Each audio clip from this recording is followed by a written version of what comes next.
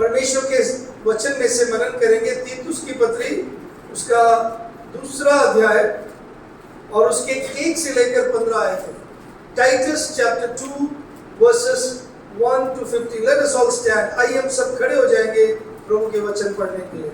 तीतुस की पत्री उसका 2 अध्याय 1 से लेकर 15 हम लोग पढ़ेंगे। अपने बाइबल निकालेंगे और खड़े होकर हम प्रभु का वचन पढ़ेंगे।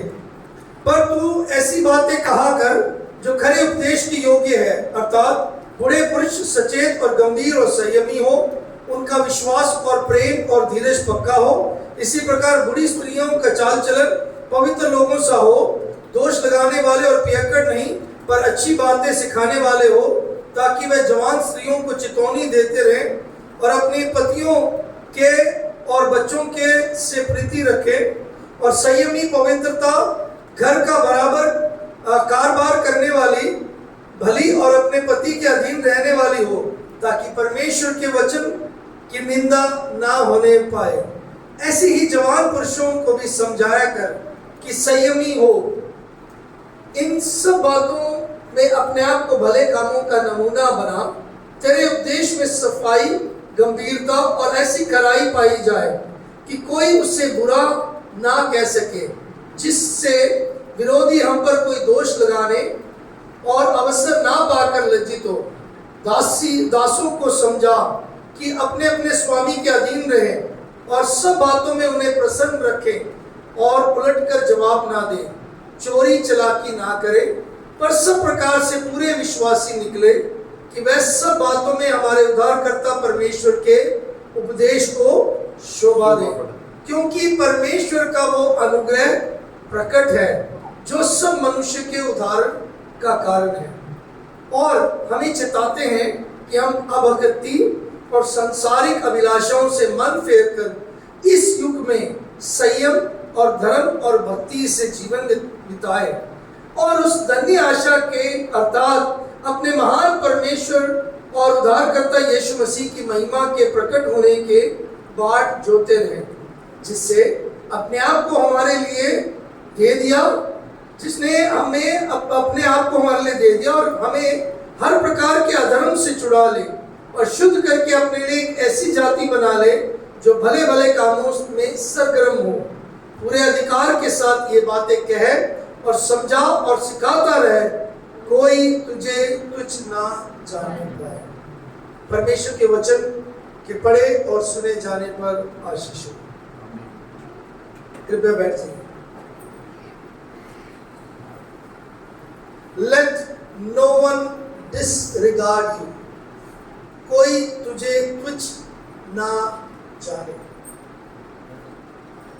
परमेश्वर हमसे क्या चाहता है कि लोग हमें समझें, लोग हमें हमारा रिगार्ड करें, लोग हमारा मान सम्मान करें।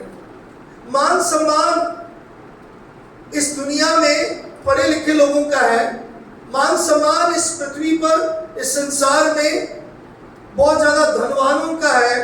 मान सम्मान इस संसार में बहुत ज्यादा जो रईस है और जो बहुत ज्यादा नाम कमाए राजनीतिक लोगों का है। मान सम्मान उन लोगों का भी है जिन्होंने मान सम्मान कमाया है। परमेश्वर के वचन में प्रभु के दास पौलुस प्रेरित इन पत्रियों में जो पहला तीमुथियुस, दूसरा तीमुथियुस और तीतुस की जो पत्री है, ये तीनों पत्रियां प्रभु के दासों के लिए मतलब उसमें ज्यादा बातें बताया गया सेवकाई के संबंध में, लेकिन इसमें कलीसियाई बातें भी है। कलीसिया में कैसे रहना, कलीसियाई विश्वासियों के जीवन के बारे में भी है। सो पौलुस प्रेरित तीतुस को उत्साहित करते हुए प्रभु के परमेश्वर के आत्मा के द्वारा लिखे गए इस वचन में वो ये बात सिखाते हैं, ये बात बताते हैं, मैं चाहता हूं क्या है, पूरे अधिकार के साथ ये बातें कहे और समझा और सिखाता रहे, कोई तुझे तुच्छ ना जाना पाए। परमेश्वर जो सेवकाई हमें दिया है या मुझे सौंपा गया है, इस सेवकाई को कोई तुच्छ ना जाने, इसको मान सम्मान रखने के लिए मुझे सिखाना है आपको। या यही बात आपको दूसरों को सिखाना है, आपको दूसरों को बताना है। Being a disciple of Lord Jesus Jesus Christ, being Christian, we need to teach this to others, our disciples, our newcomers. हमें जो नए मसीह में आए उनको सिखाना है. क्या सिखाना है? कि कोई भी हमें तुच्छ न जाने. मैं बैठे हुए मेरे को बार बार आ रहा था, लोग नहीं आ रहे इसलिए क्योंकि आप सिखाते नहीं हैं. लोग मसीह में नहीं बढ़ते क्योंकि आपकी गलती है. यहाँ बैठे हुए हर एक की आपकी गलती, क्योंकि आपको पता है सत्य के बारे में लेकिन आप बोलते नहीं हो. मेरा काम नहीं है. आप कहेंगे मेरा काम नहीं है बोलना, मेरा काम नहीं है समझाना, मेरा काम नहीं है सिखाना. आप कहेंगे मेरा काम नहीं है किसी को वचन सुनाना. आप कहेंगे वचन सुनाना तो पास्टर जी का काम है. आप कहेंगे वचन सुनाना और वचन सिखाना पास्टर जी का काम है. ऐसा मेरे बाइबल में नहीं लिखा. एक पास्टर की जो सेवकाई है वो देखरेख करना है. आप जो सीखते हो वचन आप सिखा सकते हो दूसरों को. पौलुस प्रेरित यहाँ पे उस बात को उत्साहित करते हुए जो पहली आयत और जिस पर मैं खास पर मनन करना चाहता हूं वो है 11वीं आयत. The main focus is the verse 11. क्योंकि परमेश्वर का वो अनुग्रह प्रकट है. For the grace of God has appeared. परमेश्वर का अनुग्रह क्या है?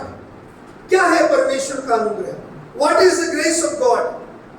I need very speedy answer, very fast reply. तुरंत आप जवाब दीजिए, क्या है परमेश्वर का अनुग्रह? हम बार बार बात करते हैं, सुबह भी भजन संहिता से पढ़ रहे थे, परमेश्वर का अनुग्रह दया हुआ है. पौलुस प्रेरित दाऊद बोलता है परमेश्वर अपने अनुग्रह में मुझे क्षमा कर, अपने अनुग्रह मुझ पर बनाए रख.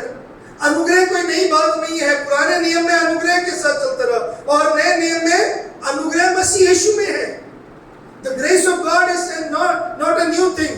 पौलुस प्रेरित परमेश्वर के दास पौलुस हमेशा उसके जीवन में उसके उसके श्वास लेने में वो हमेशा परमेश्वर के अनुग्रह के बारे में बात किया. ये परमेश्वर का अनुग्रह क्या है? What is God's grace? हम अनुग्रह बोलते, क्या है अनुग्रह?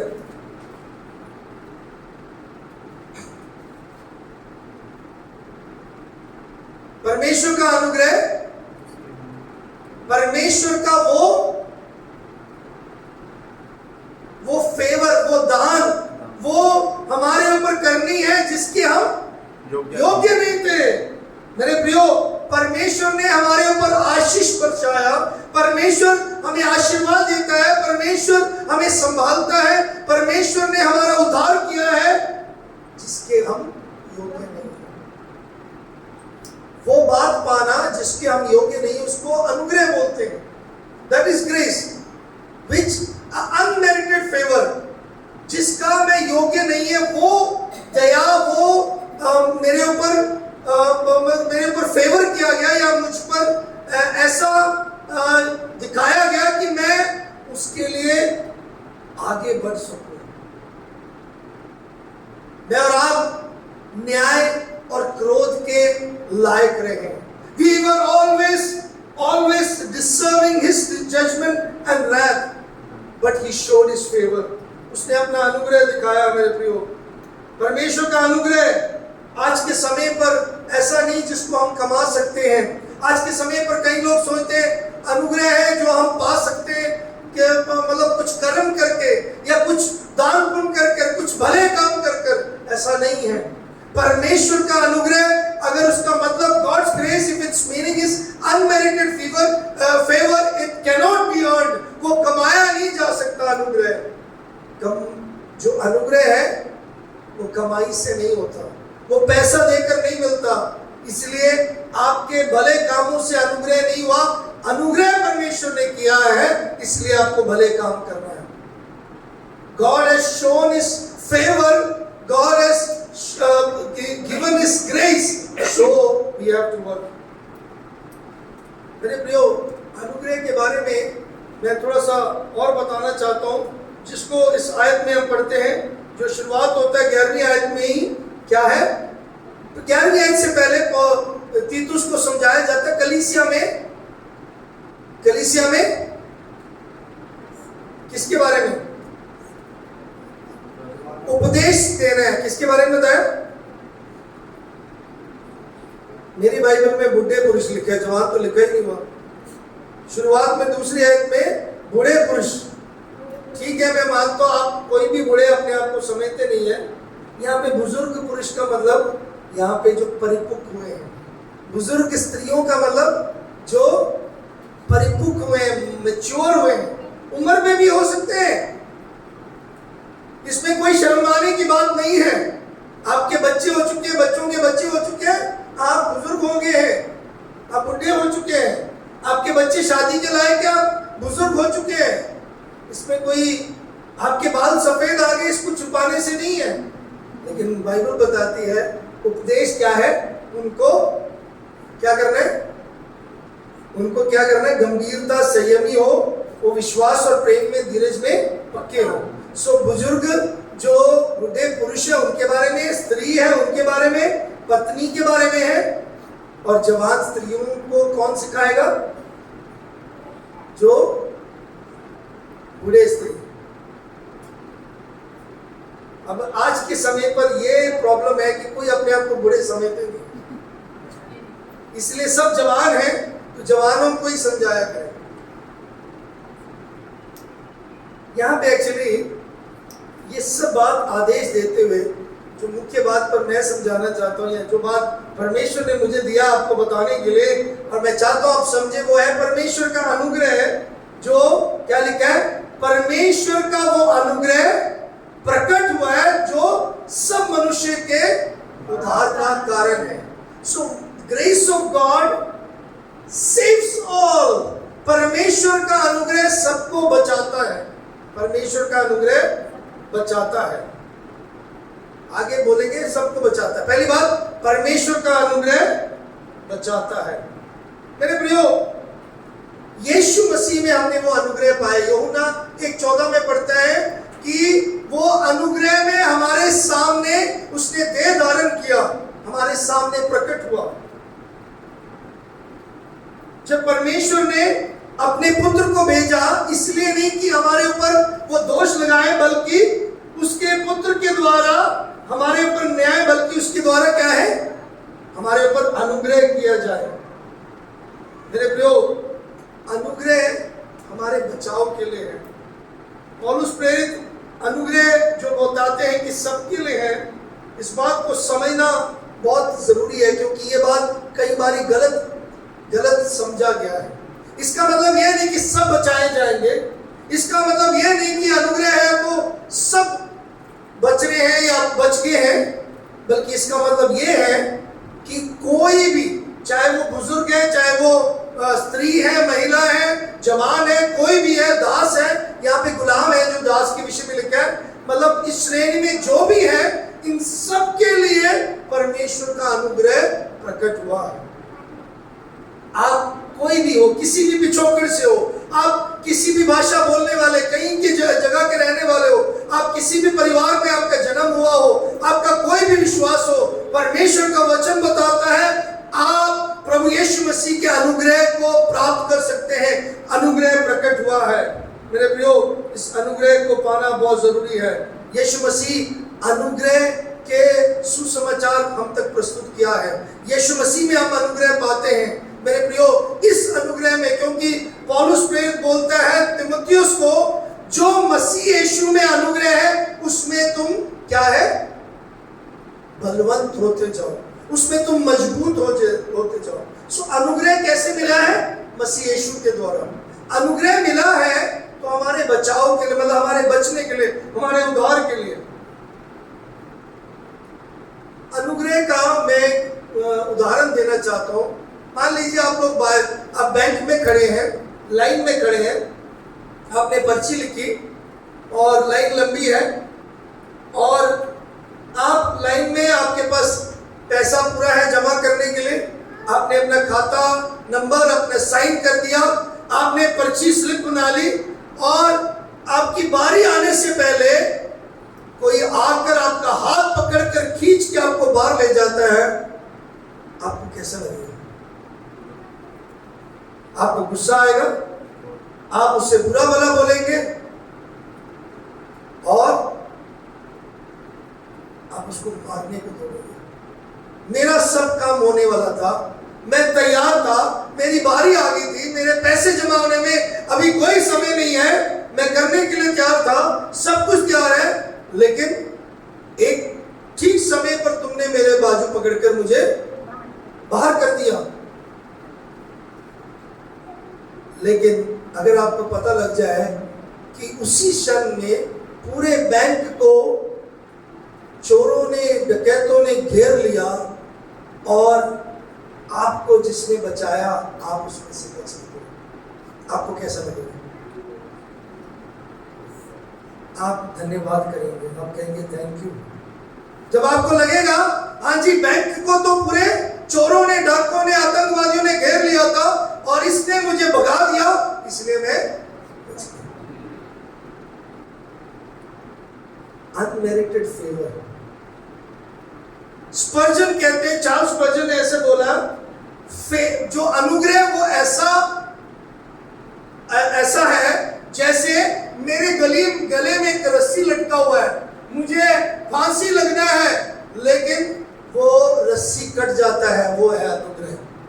क्या है अनुग्रह? मेरे गले में रस्सी लटका हुआ है, मैंने मर जाना था लेकिन वो रस्सी कट जाता है, वो है अनुग्रह। मेरे प्रियो, आज मैं आपको बताना चाहता हूं, यीशु मसीह में हमारे ऊपर अनुग्रह प्रकट हुआ है। मेरे और आपके ऊपर पाप का जो सजा, पाप के जो दंड, जो हमने नरक की आग में चले जाना था, जो आज सुबह भी भजन में से हम सीख रहे थे, पाप की दुर्दशा में हम फंसे हुए थे, उसमें से, उस सजा में से छुड़ाने के लिए यीशु मसीह के द्वारा अनुग्रह हम पर हुआ है। उसको जो प्रकट हुआ है उसको हमने पाया है, उसको हमने ग्रहण किया है, उसको हमने रिसीव किया है, तब हमारा उद्धार हुआ है। मेरा आप अनंत काल के न्याय के लिए, मेरा आप अनंत काल के नरक की आग के लिए हम लोग लायक थे, हमारे ऊपर सजा सुनवाई गई थी और हमने मर जाना था, लेकिन परमेश्वर का अनुग्रह हमारे ऊपर हुआ, हमारा उद्धार हुआ। एक्चुअली अनुग्रह शब्द इतना हल्का, इतना सस्ता समझते हैं, हमें उसके बारे में हम ध्यान नहीं देते। मेरे प्रियो, प्रभु के अनुग्रह के बिना कुछ भी नहीं है। प्रभु अगर फेवर ना करता, मैं और आप ऐसे बैठकर आराधना नहीं कर सकते थे, मैं और आप आज इस जगह पर ऐसे नहीं इकट्ठे होते। प्रभु का अनुग्रह बहुत कीमती है। प्रभु का अनुग्रह ना हो तो मैं और आप नहीं बचाए जाते। यीशु मसीह में परमेश्वर ने अनुग्रह किया, परमेश्वर ने हमारे पर दया दृष्टि कर कर हमारे पाप के इतने गंदे लाल रंग जैसे इतने गूढ़े और इतने खतरनाक हमारा पाप का जो सजा था, इतने भयानक पाप हमने किए और इतने चालाकी पाप हमने किए, उस सब की सजा परमेश्वर ने जो हमें देना था, अनंत काल के नरक में दांतों का पीसना, वहां पे रोना धोना और वहां पे अनंत काल के लिए हमेशा मर जाना, वो सजा थी हमारी। यीशु मसीह कहते हैं, मैं पापियों का उद्धार करने आया हूं, धर्मियों को बचाने। आज बहुत सारे लोग अनुग्रह को इसलिए नहीं समझते क्योंकि पाप के बारे में नहीं समझते। मैं इसलिए थोड़ा बोल के आगे पढ़ना चाहता हूं। अनुग्रह को इसलिए नहीं, उसकी कीमत को इसलिए नहीं समझते क्योंकि आप पाप की गंभीरता को नहीं समझते। मैं प्रतिदिन मैं प्रभु का धन्यवाद करता हूं कि उसने मुझ पर अनुग्रह किया। मैं पापियों में सर्वश्रेष्ठ, पौलुस प्रेरित कहते हैं, परमेश्वर ने मुझ पर अनुग्रह किया, मुझ पापी को परमेश्वर ने बचाया। कितना हम परमेश्वर का अनुग्रह का धन्यवाद करते हैं। उसकी दया हुई हमारे ऊपर, उसके अनुग्रह हुआ हमारे ऊपर। आपके ऊपर परमेश्वर का अनुग्रह हुआ है, उसकी कीमत समझो, उसको समझो कि हाँ प्रभु धन्यवाद, आपने मेरे ऊपर अनुग्रह किया, उसका धन्यवाद करो। मेरे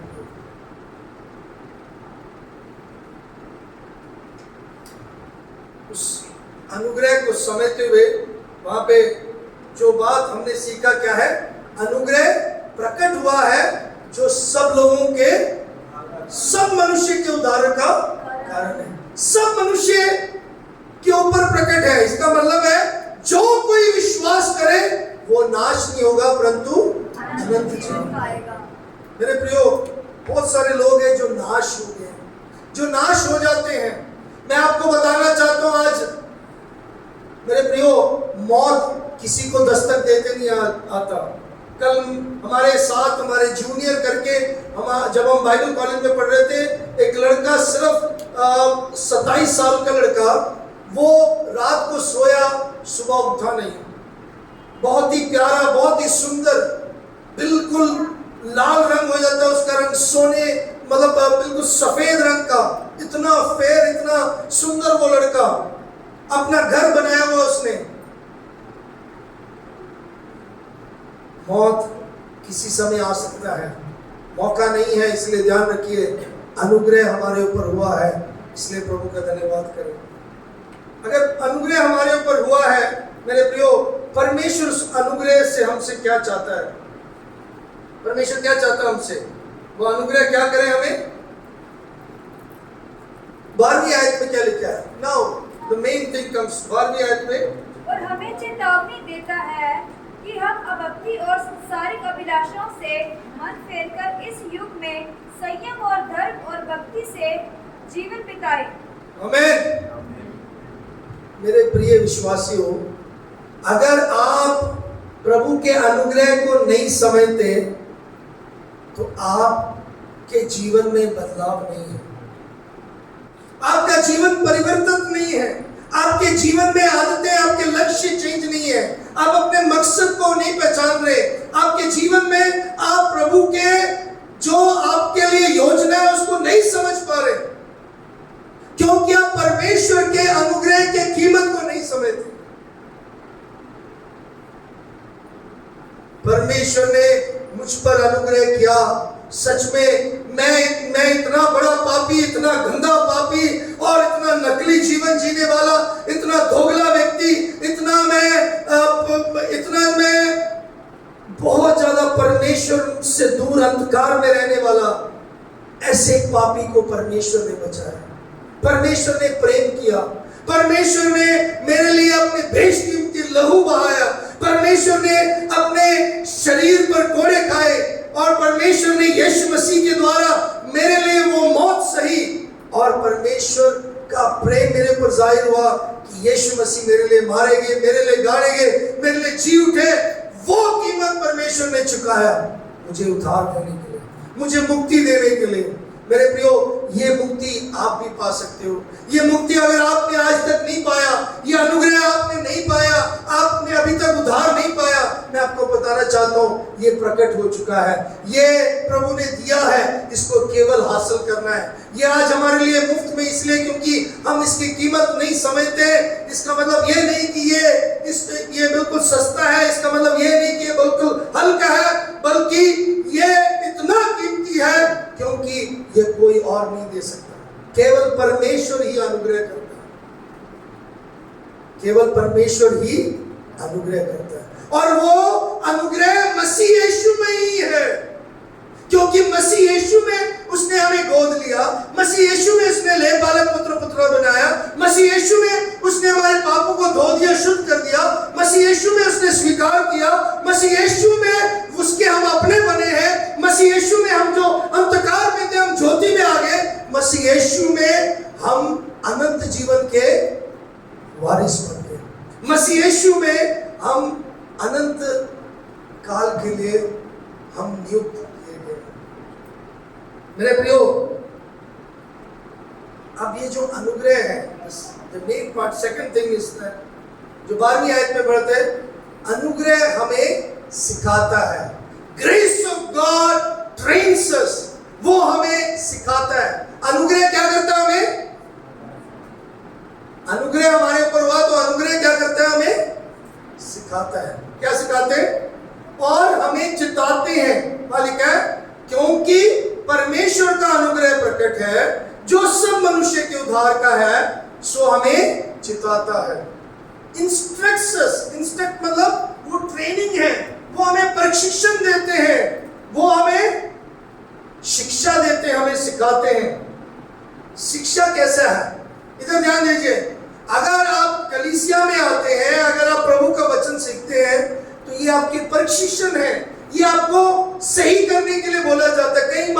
कई बार आपको बुरा लगता है, लेकिन आपको समझाया जाता है कि आप सुधरे, आप उसमें से ठीक हो जाएं। हो सकता है आप ठीक है, लेकिन उस बात में और सुधारने की जरूरत है। हो सकता है कि आपकी सोच उस कार्य के लिए और अलग होगा, आपकी धारणाएं अलग होगी, लेकिन वचन जो सिखाता है, वचन में जो हम सीखते हैं, उसके मुताबिक हमें क्या है, अनुग्रह में सीखना है। तो अनुग्रह में क्या सीखना है? अनुग्रह में चिताता है। एक भाषा हमने पढ़ा है, चेतावनी देता है। It is warning us, warn कर रहे हैं हमें, चेतावनी दे रहे। क्या दे रहे चेतावनी? हाँ जी, हम क्या करें? हम अभक्ति और संसारिक अभिलाषाओं से मन फेर कर, बस मन फेर। इसका मतलब क्या है? So the second thing, first thing is grace of God appeareth to all men. मतलब परमेश्वर का अनुग्रह सबके लिए है, सबके लिए प्रकट हुआ है। अब अनुग्रह है तो आप जैसा मर्जी जियो, कोई फर्क नहीं पड़ता, ऐसा नहीं सोचना। संडे को चर्च आए नहीं प्रॉब्लम, संडे को चर्च में बैठे हैं तो हम मतलब अपने मोबाइल में कुछ भी करते रहे, कोई प्रॉब्लम नहीं, ऐसा नहीं है। अनुग्रह है तो संडे को चर्च में बैठे हो, आपको खराटे मार सकते हो, ऐसा नहीं है। सो अनुग्रह हमें सिखाता है कि हम अभक्ति और संसारिक अभिलाषाओं का इनकार करें। मन फेरने का मतलब है इनकार करें, डिनाई करें। मेरे प्रियो, जब हमने परमेश्वर के अनुग्रह को अनुभव किया है, तो हमें क्या चाहिए? परमेश्वर को खुश करें। और जैसे हम परमेश्वर के वचन में पढ़ते हैं, जो कोई परमेश्वर को प्रसन्न करता है, वो परमेश्वर का मान करता है। परमेश्वर का न्याय हमारे ऊपर से परमेश्वर ने अनुग्रह में हटाया है। परमेश्वर ने अनुग्रह किया कि हमारे ऊपर सजा अब नहीं है, मृत्यु दंड का, जो अनंत काल के आग का, जो नरक की आग का नहीं है। तो अभी क्या करना है? मुझे परमेश्वर को खुश करना है, मुझे इनकार करना है। लूका रचित सुसमाचार 9 अध्याय 33 आयत में बताया, यदि कोई मेरे पीछे चले, 23 आयत में, कि वह अपने खुद ही का इनकार करे। अभक्ति का मतलब क्या है? अभक्ति का मतलब जो परमेश्वर को मुझे मान सम्मान देना चाहिए, जो परमेश्वर को मुझे महिमा देना चाहिए, उसकी जगह पर मैं किसी और को देता हूं, वो है अभक्ति। जो प्रभु को पहला स्थान देना चाहिए, वो मैं नहीं देता। मेरे लिए नौकरी पहले, मेरे लिए मेरे रिश्तेदार, मेरा परिवार पहला, मेरे लिए मेरे मोबाइल पहले, मेरे लिए मेरे गीत संगीत पहले, मेरे लिए मेरे मनोरंजन पहले, मेरे लिए मेरा धन पहले, मेरी बिजनेस पहला। तो वो अभक्ति है। You are ungodly. आप अभक्ति है, चाहे आप बाहर से भक्ति कर लो, लेकिन आप अभक्ति में, क्योंकि आपको परमेश्वर को मान नहीं है। आप परमेश्वर को पहला स्थान नहीं दे रहे। आप नौकरी पर, आप अपने कामकाज पर इतने आप सीरियस हो, इतने स्ट्रिक्ट हो, आप समय पर जा सकते हो, अच्छी तरह तैयार हो सकते हो, आप अपने सिखाने में, अपने करने में, अपने जीवन के हर क्षेत्र में आप बढ़िया है, लेकिन परमेश्वर के लिए आप ढीले हो जाते हो। वो अभक्ति है आपका। उससे हटने के लिए परमेश्वर का अनुग्रह हमें सिखाता है। That's what grace of God trains us, that we may deny that ungodliness. जो कोई अपने जीवन में अपने लिए जीता है, अपने स्वार्थ के लिए जीता है, अपने खुशी के लिए जीता है, मुझे पसंद है दोस्तों में, मुझे पसंद है मेरे अपने कमरे में बैठकर मनोरंजन करने, मुझे पसंद है ये चीजें, बस मुझे वही करना है जो मुझे पसंद है। What pleases me? Myself, me alone. That is ungodliness. वो अभक्ति है। जो अपने आप को खुश करता है, वो अभक्ति है। वचन बताता है मेरे प्रियो, आपके जीवन में अगर परमेश्वर के अनुग्रह को आपने टेस्ट किया, चखा है, अगर आपने उसका स्वाद लिया है, आप अभक्ति में नहीं रहेंगे। आपके जीवन में हर कार्य में आप ध्यान रखेंगे, let me be careful to give God alone the glory. मैं ध्यान रखूं कि केवल परमेश्वर को महिमा दूं। मेरे प्रियो, इसलिए जरूरत है कि मैं अभक्ति से दूर रहूं, अभक्ति को इनकार करूं। भक्ति ये नहीं कि बैठ के माला जपना, भक्ति ये नहीं कि हालेलुया हालेलुया हालेलुया 100 बारी बोलना, भक्ति ये नहीं कि आपने प्रेज द लॉर्ड बोल दिया, भक्ति ये नहीं कि आप 100 घंटे में से 10 घंटे में आपने बोला मैंने प्रार्थना किया, चाहे आप उसमें कुछ भी कर रहे हो, आप खाना भी खा रहे हो, आप इधर भी जा रहे हो, उधर भी जा रहे हो। कई लोग उपवास रखते हैं और सो भी जाते हैं। मैंने देखा, अनुभव किया, उपवास रखने वाले सो जाते हैं, फिर कहते हैं हमने 2400 घंटे उपवास किया। अब ज्यादा समय तो सो रहे हो। उपवास इसलिए नहीं कि आपने अपना खाना छोड़ा, आपने अपने पेट को तकलीफ दिया, वो नहीं। उपवास ये है कि आपने किसी चीज से वंचित हो, किसी चीज से आप रोके हैं, नहीं मैंने ये नहीं करना, इसके लिए दैट इज फास्टिंग। मेरे प्रियो, अभक्ति, लोग फास्टिंग भी, लोग प्रेयर्स भी अभक्ति में करते हैं। मीटिंग में जाना भक्ति नहीं है, सभाओं में जाना भक्ति नहीं है, यूट्यूब सिंगिंग करना है भक्ति नहीं है।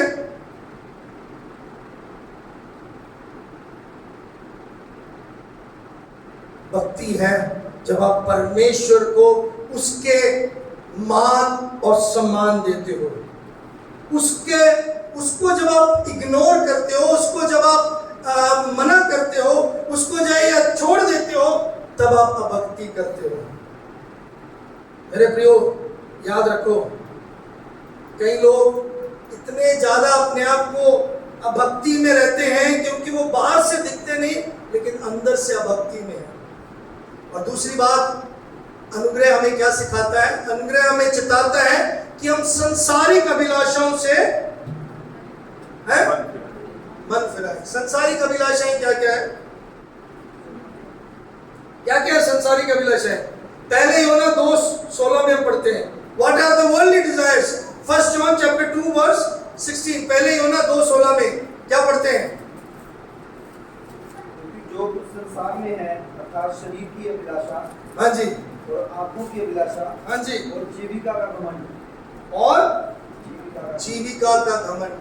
और क्या पढ़ते हैं हम वहां पे कि ये जो शरीर की अभिलाषा, उसमें स्वार्थीपन है, उसमें घमंड है, ढींग मारना है, उसमें लालच है, उसमें मतलब लालसाएं हैं, उसमें मैं अपने बल पर विश्वास करता हूं और मैं परमेश्वर की जगह पर इन सब चीजों को ज्यादा समय देता हूं। यह है संसारिक अभिलाषा।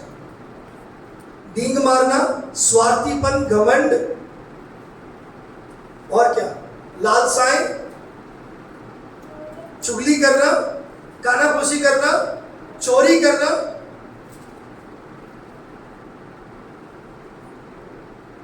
ये शरीर की अभिलाषाओं से क्या करना हमें? हाँ जी, इनकार करना है, दूर करना है। अभी हम सीख रहे थे सुबह भजन संहिता में से, पाप इतना बढ़िया है।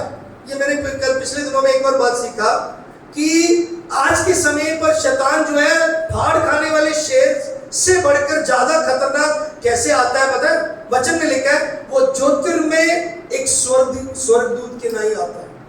आजकल लोगों को धोखा देता है। सबसे ज्यादा प्रॉब्लम आज मसीहों में इसलिए कि मसीह लोग धोखे में फंस जाते हैं। वो पास्टर अच्छा है, वो प्रचार अच्छा है, वो भाई अच्छा है, वो लड़की अच्छी है, वो बहन अच्छी है, वो काम अच्छा करते हैं, वो अच्छा कर लेते हैं, वो काम ऐसे ही है।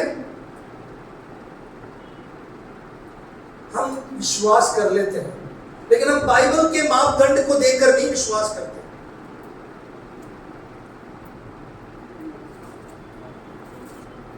मेरे प्रियो, वचन हमें सिखाता है, वचन हमें बताते हैं, क्या बताते हैं? कि हम परमेश्वर के वचन के अनुसार जीवन बिताएं, परमेश्वर के वचन के मुताबिक हम चले, दुनियावी लालसाओं को, संसारिक अभिलाषाओं को क्या करें? इनकार करें, संसारिक अभिलाषाओं से इनकार करें। और आगे क्या पढ़ते हैं उसके आगे? अगर संसारिक अभिलाषाओं के इनकार करना है तो क्या करना है? कुछ इनकार करना है तो ये बात हमने शुरुआत से सीखा है, कुछ मना करना है तो कुछ करना भी है। मतलब मैंने कुछ छोड़ा है तो कुछ अभी करने के लिए मुझे चाहिए, क्योंकि मैं करने वाला हूं। कई लोगों का ऐसा बहुत है, मान लीजिए वो कुछ काम कर रहे थे, बोलते हैं अरे मैं बड़ा ज्यादा सिगरेट पीता था, अभी मैं चाय पीने लगा, चाय भी एक नशा करने लगा। कुछ लोग ऐसे चाहते हैं। आज के समय पर लोग कुछ ना कुछ, मतलब एक सकारात्मक है और एक नकारात्मक है। नकारात्मक क्या? मुझे ये नहीं करना, अब मुझे क्या करना चाहिए? क्या करना चाहिए? What I should do. आगे लिखा है धर्म भक्ति से संयम से जीवन व्यतीत करें। ये आज के लिए लिखा है। वहां पे उस आयत में थोड़ा ध्यान से पढ़े, वहां पे क्या लिखा है? इस युग में। क्या लिखा है? इस युग में। हमें डिनाई तो करना है, हमें इनकार करना है किसको? भक्ति और संसारिक अभिलाषाओं को। लेकिन उसी समय अनुग्रह हमें सिखाता है कि हम समझदारी से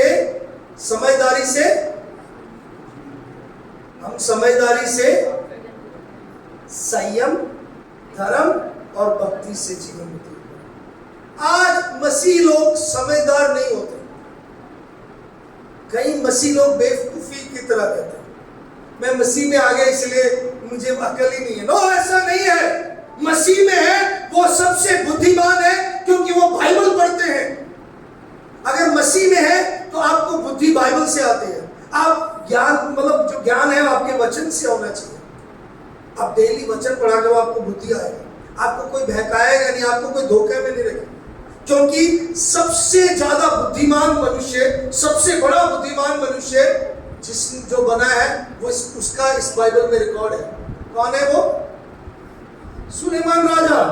इस पृथ्वी पर रहने वाला सबसे अमीर, सबसे बुद्धिमान एक ही रहा, उसके बाद कोई भी इतना बुद्धिमान नहीं रहा, वो है सुलेमान राजा। वो भी उसके वचन हम पढ़ सकते हैं। उसके वचन कौन से हैं? नीति वचन, प्रोवर्ब्स पढ़ो, बुद्धि मिल जाएगी, बुद्धिमान हो सकते हो। मेरे प्रियो, आज समझदारी से हम नहीं जी रहे। क्या करना? समझदारी से इस युग में जीना है, क्योंकि शैतान क्या है? आज ज्योतिर्मय स्वर्गदूत के नाई है। तो मेरे प्रियो, आइए हम अपने जीवनों को ध्यान दें कि कैसे हमने जीवन व्यतीत करना है। हमारे जीवन में समझदारी से जीना है, और वो कैसे जीना है? हमें ईमानदारी से जीना है, हमें भक्ति में जीना है, हमें परमेश्वर में संयम से जीना है। सो इस बातों को आने वाले दिनों में सीखेंगे और प्रभु पर वंदन करते हुए हमें ध्यान रखना है कि हमें अभक्ति और संसारिक अभिलाषा को इनकार करना है। परमेश्वर का अनुग्रह प्रकट हुआ, इसका मतलब ये नहीं कि हम जैसे मर्जी जिए, जो मर्जी मुंह में आए वो बोले, जैसे मर्जी व्यवहार कर सकते हैं, ऐसा नहीं। जैसे मर्जी तरीके से जीना, वैसा नहीं। जो मर्जी पहनना चाहते पहन ले, जो मर्जी खाना चाहते खा ले, जो मर्जी करना चाहते, जहां मर्जी जाना चाहते जाए, ऐसा नहीं है। हमें समझदारी के साथ जीना है। परमेश्वर का वचन हमें सिखाता है। आइए हम अनुग्रह को समझें। प्रभु का अनुग्रह प्रकट हुआ है। क्या आपने अनुग्रह को पाया है? क्या अपने अनुग्रह में आप बलवंत हुए हैं? क्या आप अनुग्रह में आप बढ़ रहे हो कि नहीं? प्रभु के वचन में इफिसियंस की पत्री में हम पढ़ते हैं, प्रभु के दास बताते हैं, यह वचन हमें सिखाता है कि निदान है भाइयों, अब जो प्रभु के विश्वास के अनुग्रह में बढ़ते जाओ। अनुग्रह हुआ है कि विश्वास में बढ़ते जाओ। आइए हम अपने आप को समर्पित करें।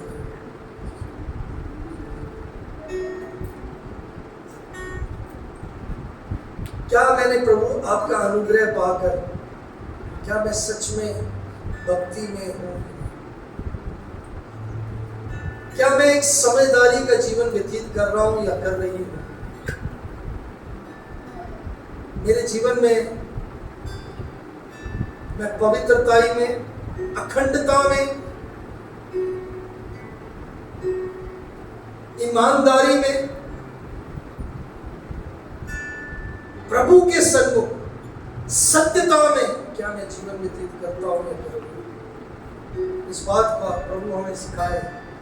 मेरे प्रियो, प्रभु के इस वचन को हम ग्रहण करें। प्यारे परमेश्वर, धन्यवाद, आपने हमें अपने वचन से बात किया।